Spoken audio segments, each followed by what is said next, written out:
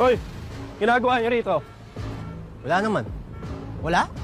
Eh, ba't kayo nandito? Bakit? Mantay-riles kami, di ba? Riles to, di ba? Ba't ang angas yun? Nabili nyo na ba to? Hindi.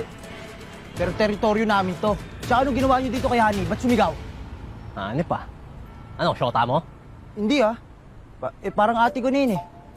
Oo nga. Baby boy ko to eh. Oh, kalma, kalma. Huwag kayong maglandian dito sa harapan ko. Jules, ano ka ba? Kay kulot yan eh. Yan yung nagpapakipot sa ukayan. Di ba, kulot? Ano?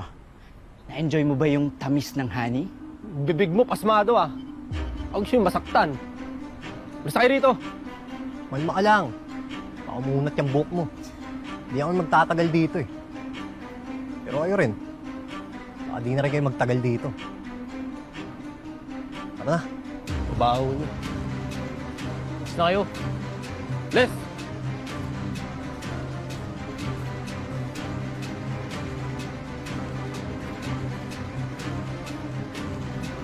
Jules, teka. Anong nangyari? Ba't di natuloy yung plano? Ba't ka naduwag? Ano naduwag? Tanga ka ba? Hindi ko ba nakita?